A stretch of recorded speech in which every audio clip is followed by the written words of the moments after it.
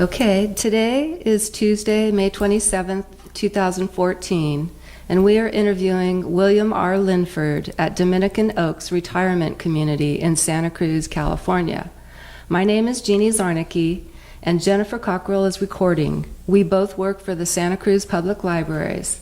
This interview is being conducted for the Veterans History Project at the Library of Congress. William was born December 15, 1922 in Burt County, Nebraska. He served as a first lieutenant in the U.S. Army Air Force during World War II. Bill, could you please start by telling us about your family background and what you were doing before you entered the military? Okay. My background is that both my mother and my father were teachers, but they didn't stay at it. He became a telegrapher and worked for Western Union. Then he worked for the railroads. That's where I was born. It was when he was working for a railroad as a station master. And that was in northeastern Nebraska on the Chicago, St. Paul, Minneapolis, and Omaha Railroad. I went to school there until my 11th grade, and then the 12th grade we moved, and so I had a new high school for the last year. Then I started at a state teachers college in Wayne, Nebraska, and in the middle of my sophomore year, the war happened, and so I volunteered. And they didn't take me right away. Everybody in the world was volunteering, I guess, and it was just they couldn't handle them all. But I don't know how long I waited, several months. But then they took me in Omaha and sent me to Jefferson Barracks, Missouri. And it's near St. Louis. No, it's not. It's where it's close to Kansas City. And that was my basic training. And during basic training, I got ill. There was some kind of an epidemic in that camp. And it was probably the worst time I ever had in the service because they didn't have enough blankets for the bunks. It was raining or the snow was melting. The company street was a little stream. Sometimes you'd wake up with your shoes floating on the floor, and a lot of guys got pneumonia and other things like that there. I escaped and we were about ready to leave, and then I had a problem in my throat. So they put me in the hospital, and then I didn't get to ship out with my fellows, and so I had to go later. From there, they sent me to what you call a college training detachment. And I never could understand why they had it, except that they had so many other students ahead of us that there was no room for us in the schools. But there, I learned to fly Piper Cub and had some great times in the classes that they had. It was my first introduction to physics, and I adored it. And I learned a lot of physics there, not much else. Part of growing up to me was music, a big part of it. And I played trombone in the high school band, and then when we got college training detachment, we had a nice band up there, made up of just the students. And we played on the weekends for the country clubs because all the musicians had been drafted. And that was a lot of fun too.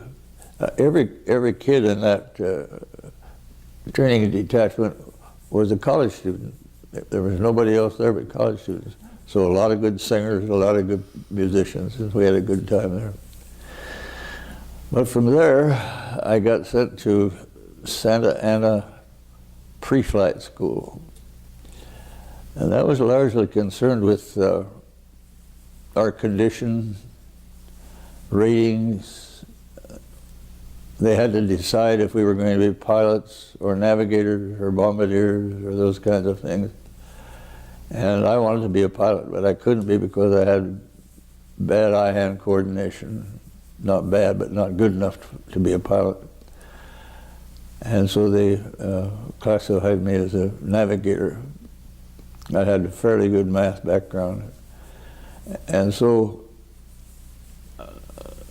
we finished there, and then they sent us to a little town I can't remember, just outside of Las Vegas, Nevada. And that was a gunnery school. And there they introduced us to 50 caliber machine guns mounted in turrets. And we had a lot of target practice. And then there was also another kind of practice where they gave us an ordinary shotgun. And we'd drive in a convoluted course. As the guy would drive it in a convoluted course, and these deer would pop up. We were supposed to shoot at them. That was supposed to teach us to lead and to, deer hop all over. And it was to teach us to adjust our sights quickly to moving things, because we were going to later have to shoot airplanes with them. And after gunnery school, they sent me to Hondo, Texas. And Hondo, Texas was a navigation school, and I was there for 16 weeks, I think, something like that. And there I learned pilotage navigation, they called it. Just where you can see what was on the ground and compare it with your maps. Radio navigation, celestial navigation, and some of us, but not all of us, they taught us radar navigation. And let's see, from there, they sent me to Tampa, Florida, which was a funny place. And this was to put together a crew of 10 men and get them able to work together. And also it was on our introductions to B-17s. We hadn't been in B-17s before. And we used to fly in there after our training missions and clear the tower so we could land. And I think it was a WAC who answered, because I never heard a female voice except a WAC. And she says, "This is McDill Field, a plane a day in the Tampa Bay." And so we were very careful, because the main runway rose out of Old Tampa Bay and ended in New Tampa Bay on a peninsula. Okay, that's the training part of it. What was your first job assignment or mission, and where was it? Well, the first job assignment was picking up a brand new airplane in Georgia, flying it to Dover, Maine, and then from there flying it up into the province in Canada that's closest to the coast. I can't say it right now. Place of very high winds and a lot of fish.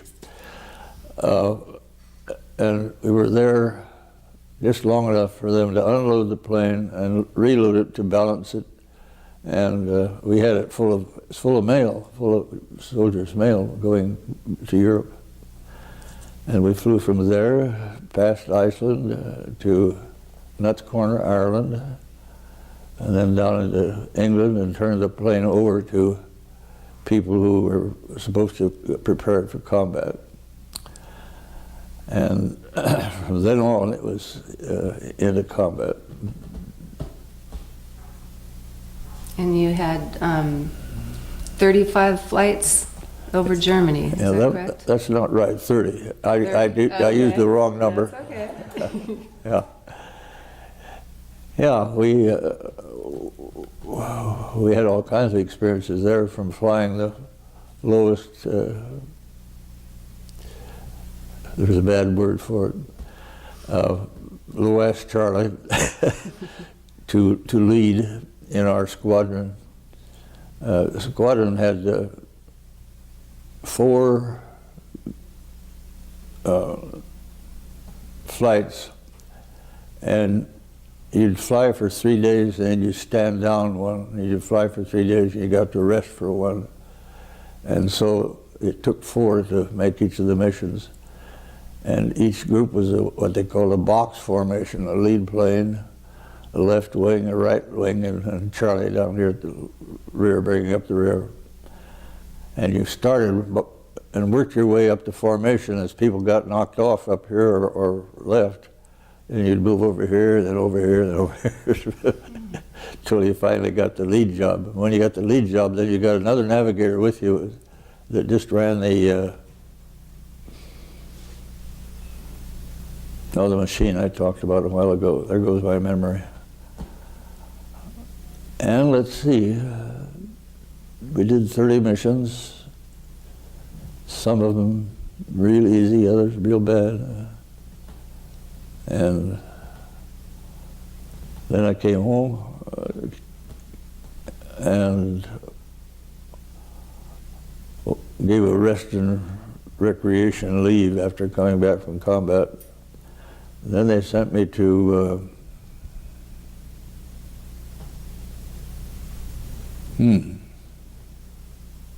Santa Monica. And there was a rest and reassignment place for people who come back from overseas. And we were there for 10 days, and then they assigned me to a navigation school to be a teacher there in San Marcos, Texas. And I was there until the war was over, teaching navigation students. We had 5 teachers, and I was the celestial navigation teacher. Well, we all helped each other. We all helped the kids, but I was the only one that lectured on celestial navigation. Then, all of a sudden, war was over. And here we sat with 4 students, and us, 5 teachers. All of a sudden the students were gone, and we sat there. And I think we played bridge for 3 solid months. I hate bridge today because of that. And finally, they asked us to count up, you got points to get out on, you had to have so many points to get out of that service. And we added up our points and said, well, we're ready to go home. And about that time, I was struck with a strange disease. And it was a common disease in the Pacific, but not where I was. And so they looked at my stools for 2 weeks and finally said, it's just nervous, you can go home. And during that time, my wife, who was still up at the base, came down to tell me, and I told her the joyful thing that we're going home. She told me the joyful thing that she was pregnant. And so we went up to her place, which is in Nebraska, her parents' place. And then from there we drove out where my parents were in California. And then I got my first civilian job. While you were in Europe, were you able to stay in touch with, by writing letters to your wife? Oh, we wrote a letter every day. Did you? Yeah. Uh-huh. Well, I left out that when we got married, yeah. When I was in Hondo, Texas, and they discharged us as enlisted men and gave us a commission as officers. So the same day I got my commission and graduated from Hondo, why we got married. And then she went to Florida with me. And then after the Florida era, I had to take her home, so I took her to my parents' place. And everybody laughed at her when we got there.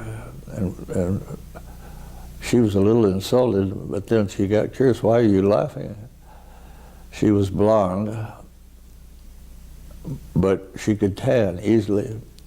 And she had these white eyebrows, white hair, everything about her looked like she ought to be a blonde, except she was very tanned. It was a little amusing.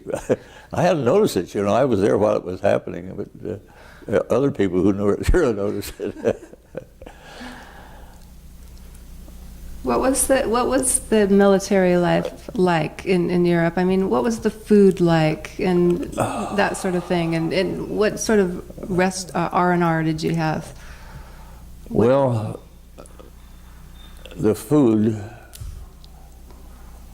was badly cooked. It wasn't bad material, but it was badly cooked. And finally, after enough complaints by us, we got a new cook. The eating was strange. We had a flying officer's mess. Then there was another officer's mess for the non-flyers, you know. And then there was an enlisted men's mess. And they all were different. And when we got there, the people that were not flying said, "Oh, what a beautiful food place that we had." And our mess was just a mess. Then we got a new cook. First thing he did is he took us out between the runways on the field and taught us how to pick mushrooms, which ones to pick.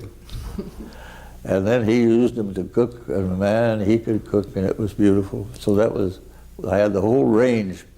And in basic training, oh, that was terrible. We got some fish one day that you turn it over and it was green. Yeah. What sort of things did you do to pass the time? Did you play cards, or how'd you keep yourself busy? Did you read books? Well, I was interested in things that you build in a shop or someplace like that. And they issued a .45 pistol, which I learned to love. And I spent a lot of time in the armory part refining that gun so it shot better and better, but more accurate and more accurate. That's one thing I did. I read a lot.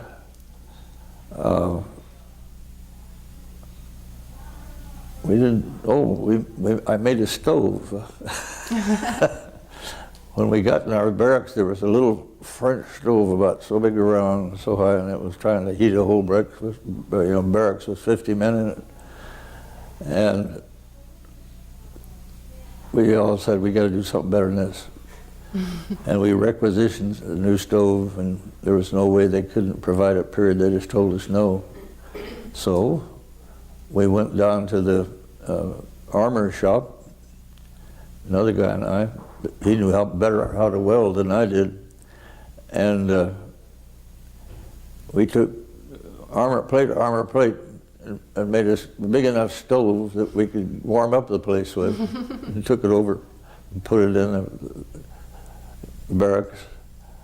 And then we had steel coal to get it, to keep it hot, because the coal was in a perimeter all wired so people couldn't get to it, and with a guard. But we convinced the guard to let us have some coal. And we'd go over there every evening and pick up a couple buckets of coal. But we kept ourselves warm that way.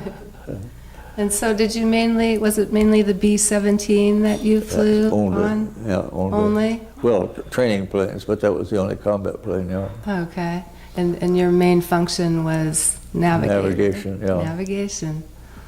It was the oldest plane on the field when we started. I guess what they did was give that to newcomers. But anyhow, we liked it. It was harder to fly because of the way it was constructed. But it was efficient, just efficient. It seemed to do everything you wanted it to very quickly, quick response to control changes. And also it was lucky. Its number was 711. I paint the big numbers on the tail. The numbers were 711, and there were 2 sets of dice painted up on the nose. Where some people painted the number of missions they had, we had 2 pair of dice up on the nose. And there was a custom there that if an airplane lasted for 100 missions, they could take it home. It become a symbol that they sold war bonds over. They used those old OB-17s. And we put, I think, the 96th mission on it. We didn't get all of 100. We almost did. Yeah. So it was well used. Did you have any close calls when you were up there? Oh yeah. Yeah. Quite a few. One of them was easy to describe, but the other one is kind of technical. We got a direct hit in the ball turret and lost the man in the ball turret. The ball turret was so constructed,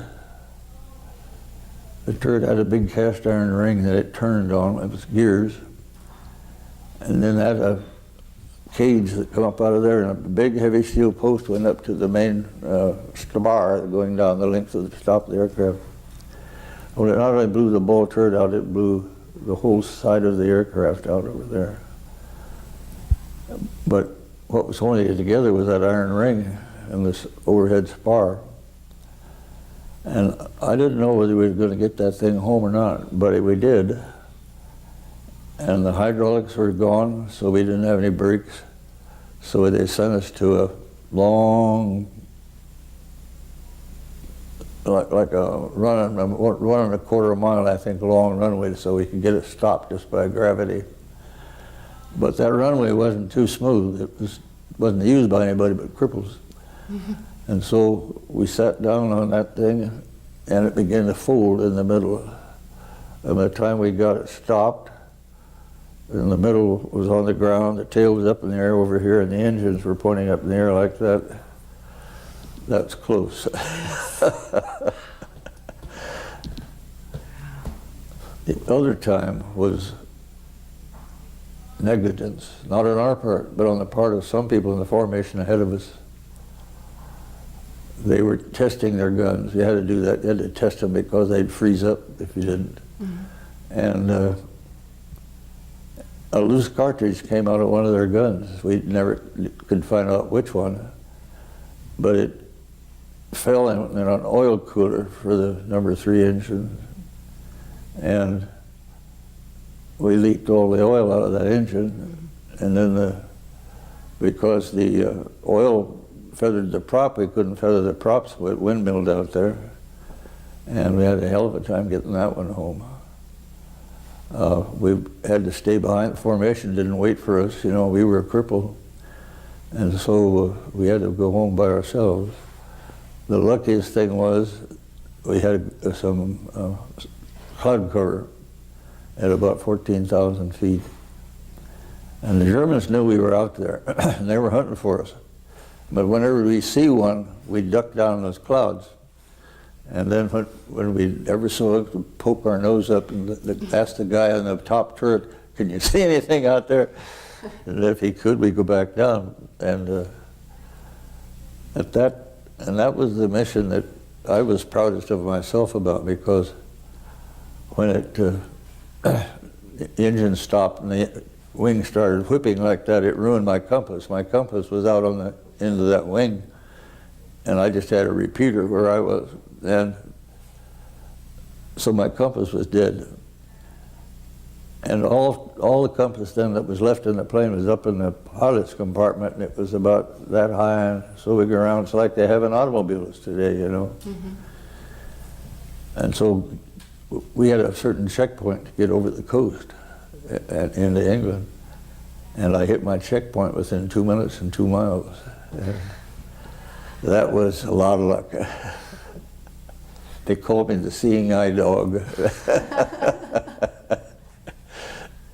Did you ever have to parachute out of a plane? No. No? Nope. Didn't. Stuck them all out. Yeah. The pilot made some nice decisions. He knew a lot about that airplane that nobody else knew, because he'd flown B-18s in Panama.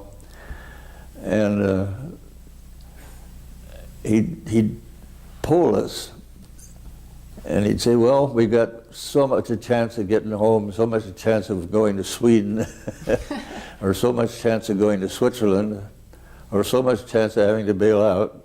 He said, what do you want to do? Go home or do one of those three things? And most of us said go home, and he said, okay. And we always made it home. Did you form a lot of friendships when you were there? No. No? Friendships and I are funny. As I was growing up, I always had one beautiful, good, wonderful friendship. Then I knew everybody else, but you couldn't call them friendships.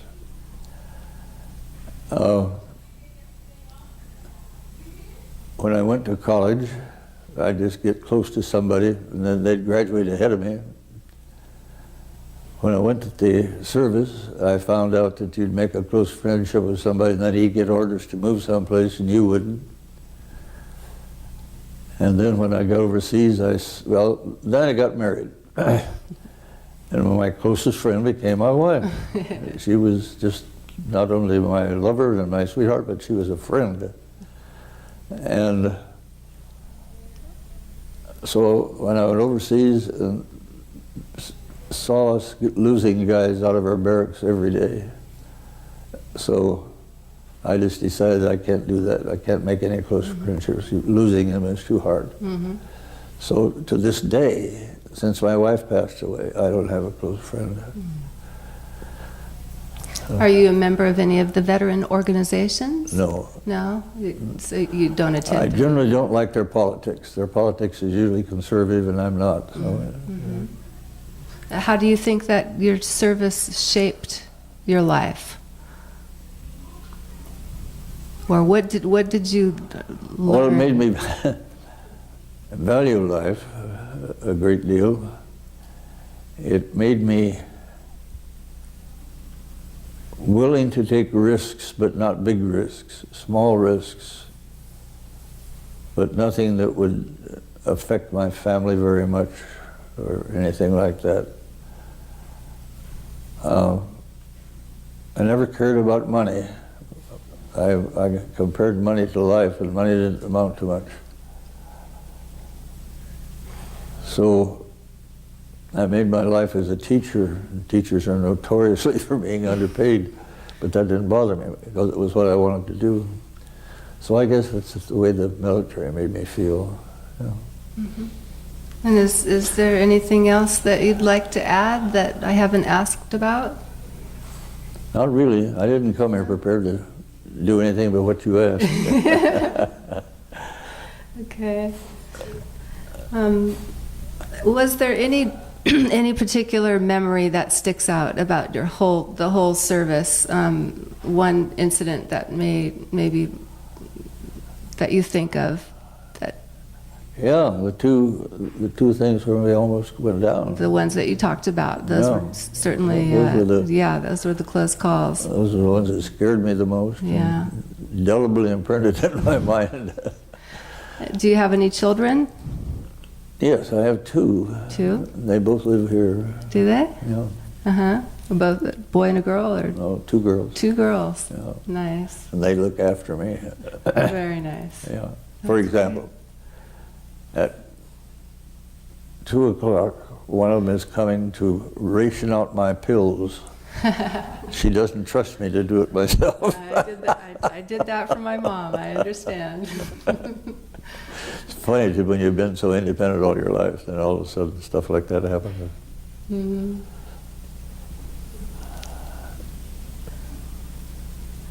But they're awfully good to me. That's nice. When did you move to this area?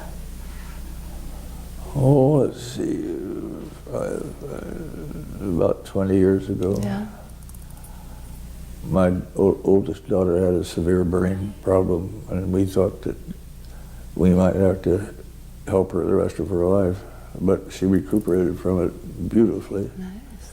And so we'd bought some property here and hadn't moved into it, just in case we'd have to come.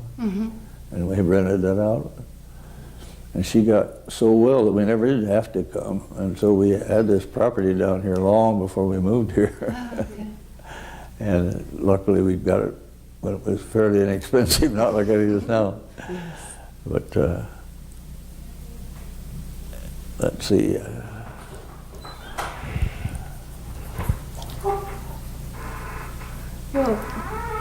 I guess that's all there is to it. That's fine. Thank Yeah. you so much, Bill, Sure. for sharing your story with us. We're honored. Happy to do it.